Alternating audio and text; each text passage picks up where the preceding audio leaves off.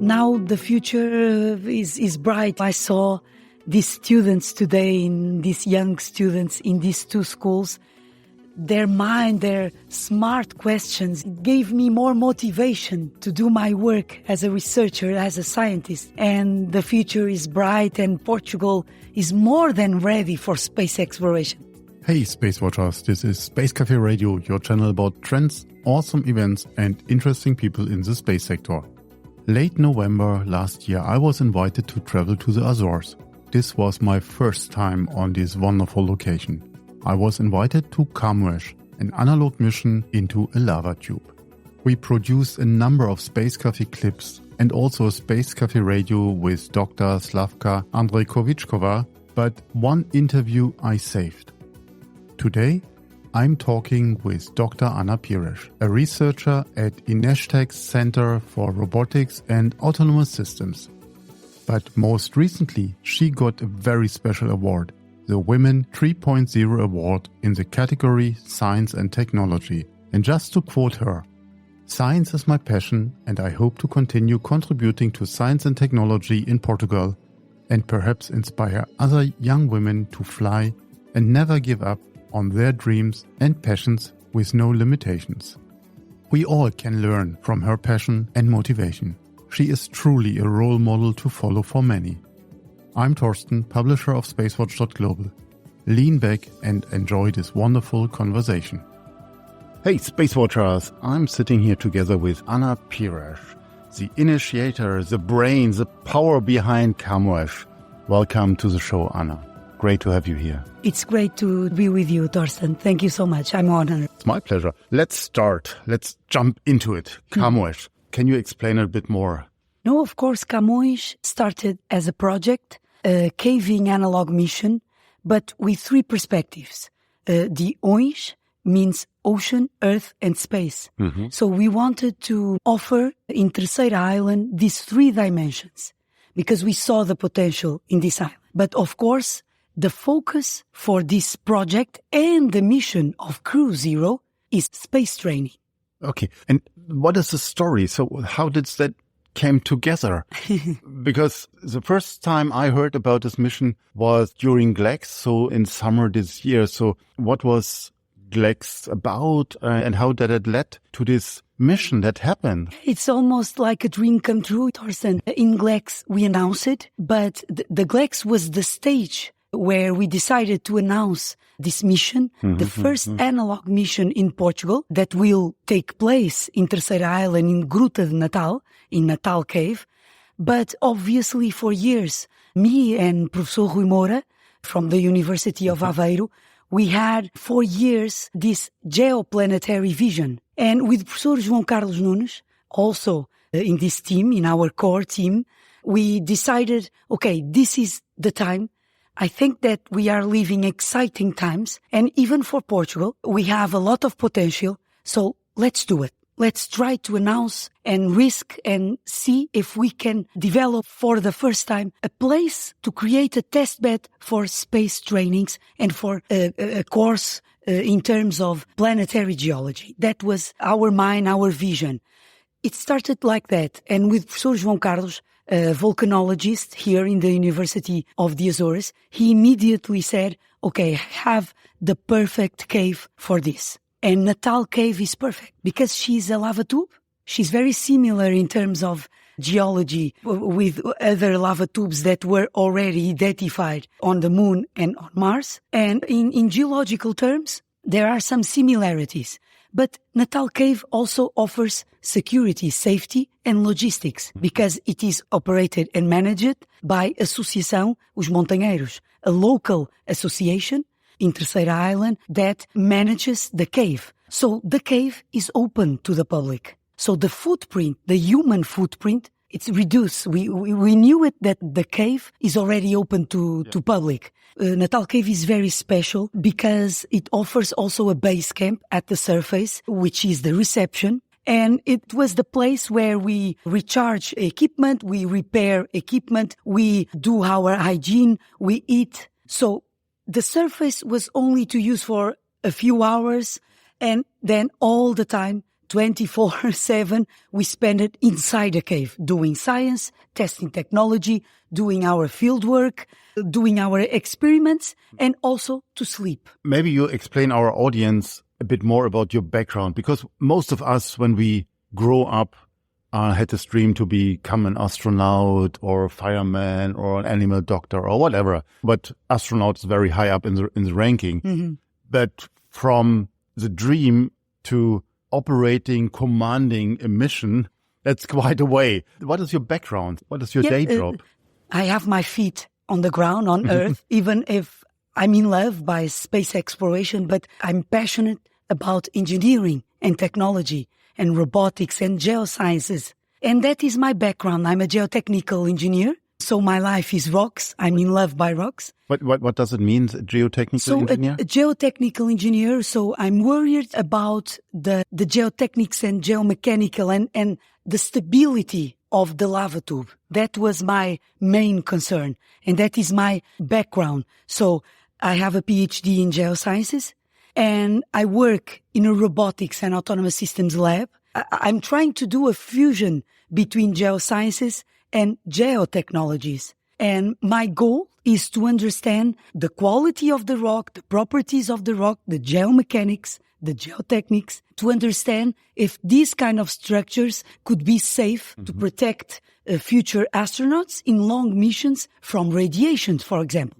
And this background and these last couple of years with Rui Moura and Professor Helder Chaminé, we have been working in engineering, construction and architecture on the moon and on Mars. That is our goal and our objective with our research. And we try to put several fields of research in action and almost like transdisciplinarity goal, where we put several fields of research like geophysics, geotechnics, geomechanical, and try to complement each other and to understand if these kind of structures and others could be safe in terms of risk, geohazards, for us to build an habitat to live inside these kind of structures. So my background, this geotechnical background, allowed me to grow a little bit, and this passion for science, for geosciences and for space exploration allowed us to try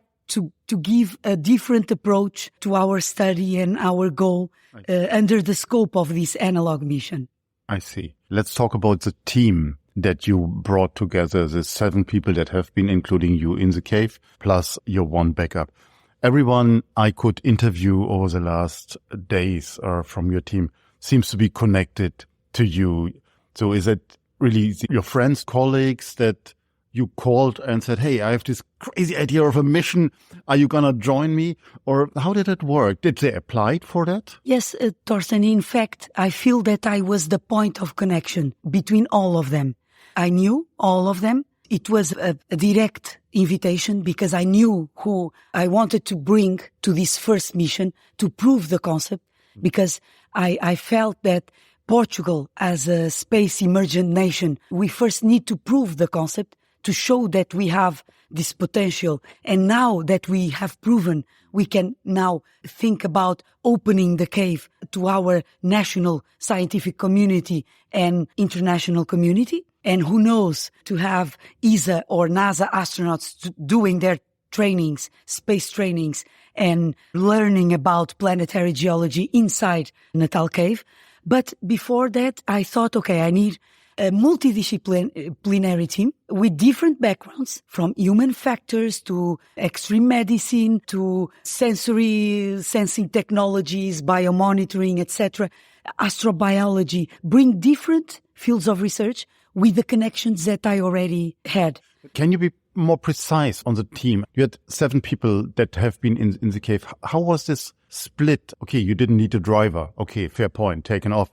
But someone for the logistics, for the supply chain, or someone for the medical side, someone for... So how was the structure?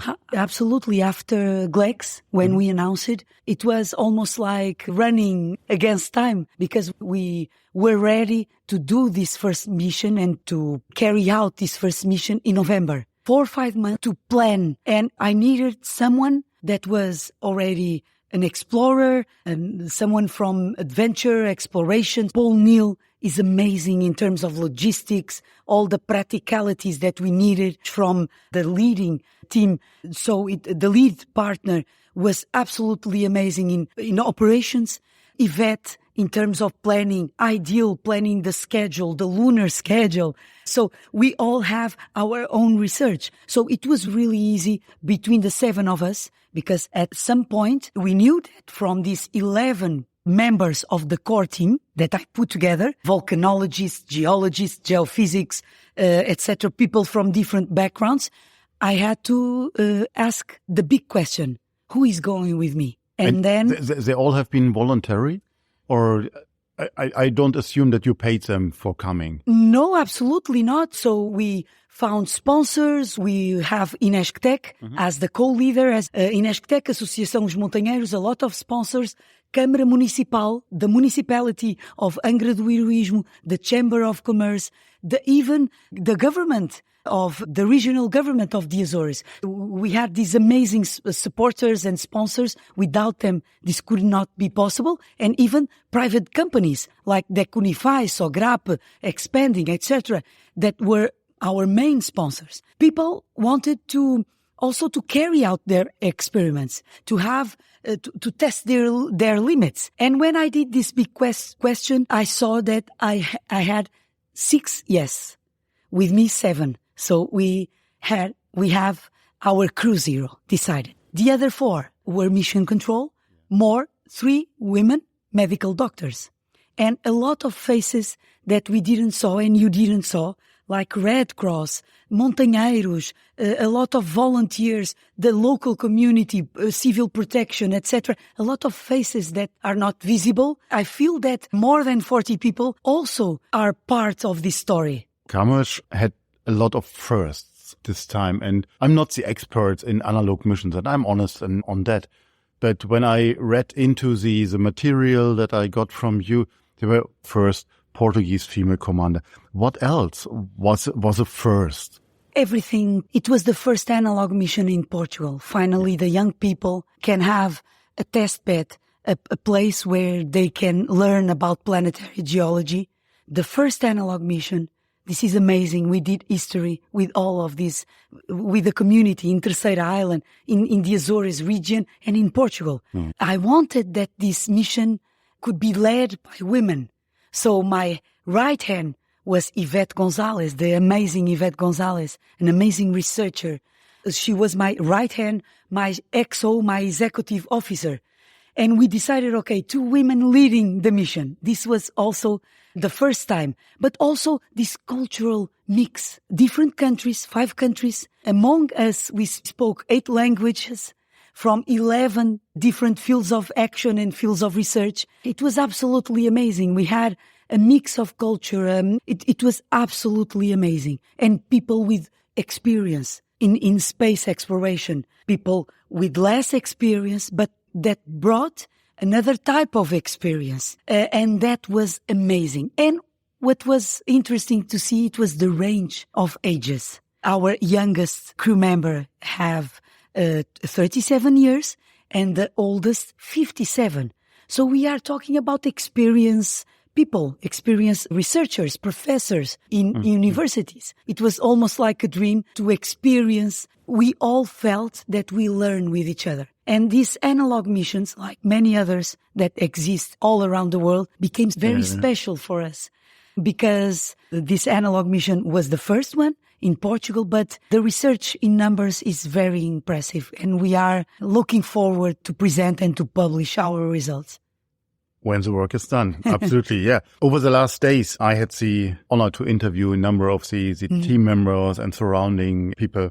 So I tried to tell the story of this absolute fantastic mission patch in these short interviews.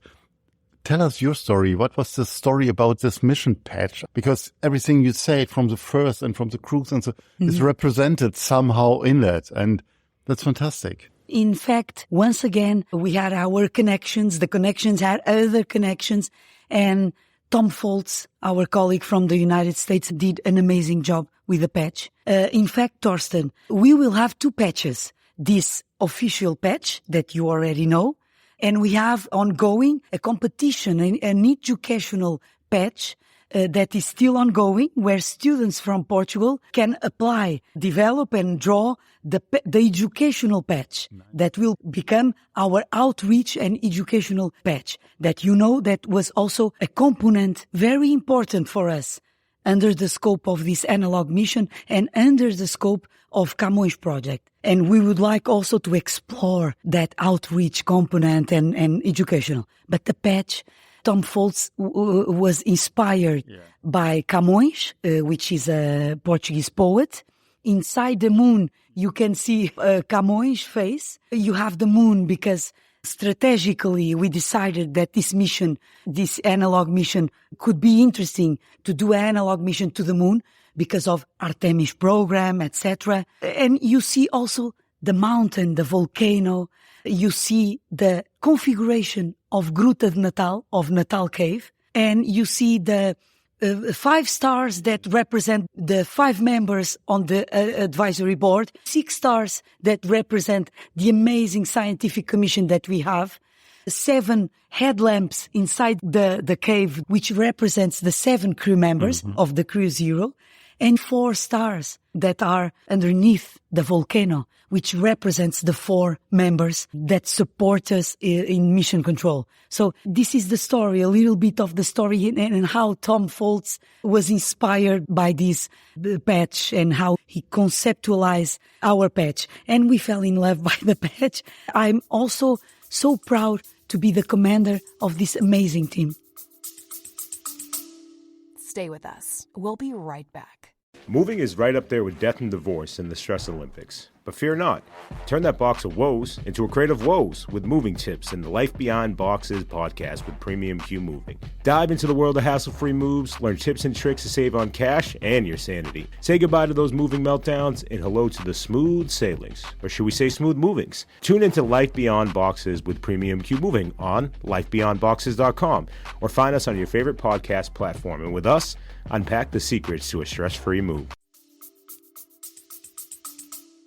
I bet. Outreach is part of any mission or should be part of any mission. And we have seen it with the Bereshit mission, which aimed really for basic outreach into schools, elementary schools in Israel before they flew to the moon. And I had the pleasure today to see you in action in one of the schools here on the island. You rocked the floor, literally everyone you presented as a star, and the dynamic in this totally filled alma mater in the school was great. This atmosphere was fantastic. I didn't understand a word because it happened in Portuguese, but no words needed, I would say. Thank you, Torsten. It was so good to share with you these moments. It was really, I was proud to share with you these moments because this component was really important for us. And what I used to say, I do outreach not only here in the Azores because the mission was over and we felt, I think that you saw in our eyes, in the crew members' eyes, this passion for science, for exploration. And it's almost like a requirement, a need of telling all the students, the young people, like Ideal used to say, these world changers, they are the future. And to tell them what we did, how we are opening doors for them. And we already did that in the past under the scope of Space for All Nations in the International Institute for Astronautical Sciences. But here it was in another context. In GLEX, we did that in June when we announced the mission. We were here in the same school. Today, we went to the same school and another. And this need, it's almost like this requirement of telling them what we did. What was this mission about? And it was amazing. And this outreach, this educational component that we had, as even inside the cave, we did a lot of Zoom meetings with schools, mainland, Portugal mainland and Madeira Island, and one special session for a lot of islands in the Azores region, and another with the schools of the United States. We even had a school from Bronx, the old neighborhood where Ideal used to live. So it was really emotional. I think that you felt these emotions in our skin. And this is what we feel every day. It's a need of telling young people, in particular young girls, our passion for science, hoping to inspire them. I think that came to my mind today. What was super smart to do that here on the island in this cave, which is publicly accessible, as you said. So every one of these people in the school can go with their parents or alone, if they're allowed, to this cave and see where you have been, where you spent a week of your life doing research. And I know that as a science research is part of Ideal's mission as well. I was absolutely blown away and amazed and convinced. And it is also important, after this mission, we have so many ideas, so many partners that are already in connection, that already contacted us to do programs inside the cave with students, young girls, young boys. So we have so many ideas already, and we have the right persons. We have absolutely amazing women, inspiring women, that we can do absolutely amazing things here in Portugal. What will happen after Crew Zero? My vision now is that we need to rest. We need to start taking care of our data, analyze all the data, publish. This is our goal. But we also need to do a briefing with the team to understand how can we improve. And I think that the next step is really to open the cave to other crews and members and to other researchers from our national scientific community or international community. I think that the mission was a success, in my opinion. Now we need to plan and to decide how often we will open the cave for this type of missions and to discuss among us, how was it? What are the future perspectives for us? What do we want? How do we want to open the cave? So is for researchers, is for all the people in the world, crew members, etc. Are we going to open an application for them to...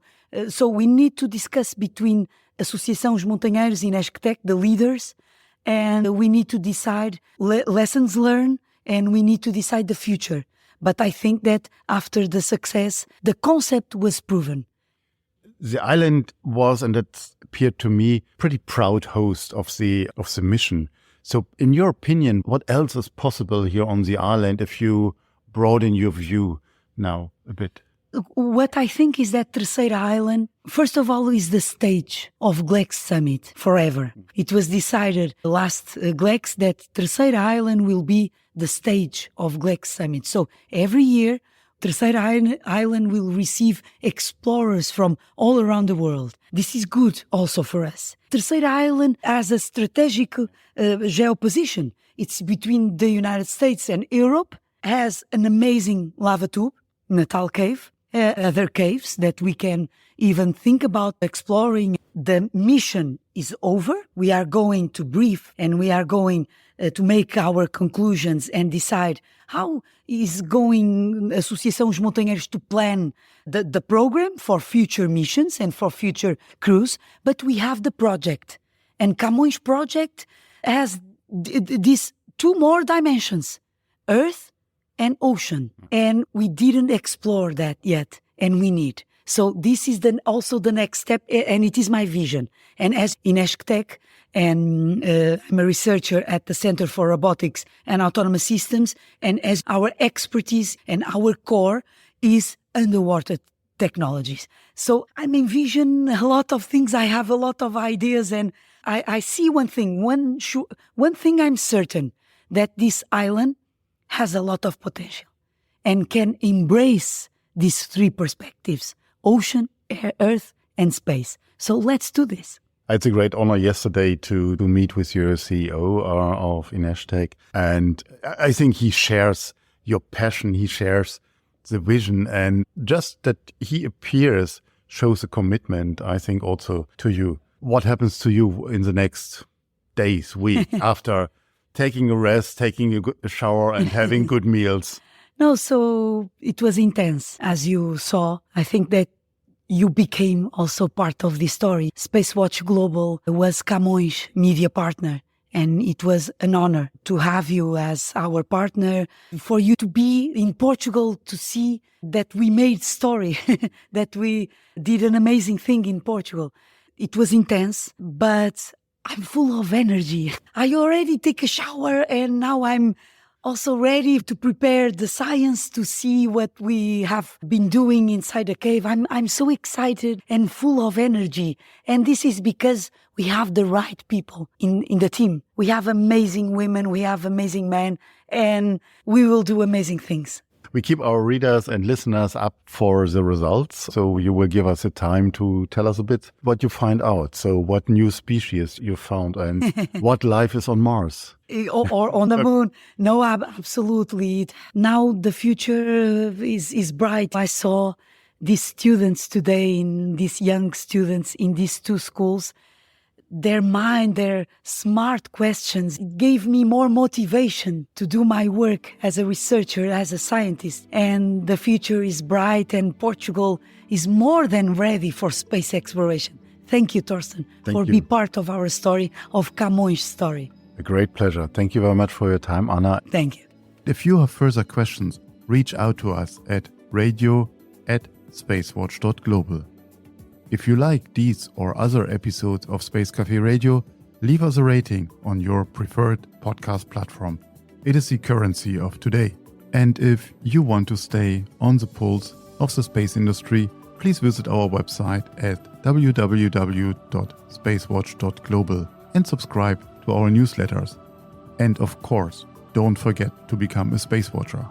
I'm Torsten Kriening, publisher at SpaceWatch.Global, your independent perspective on space.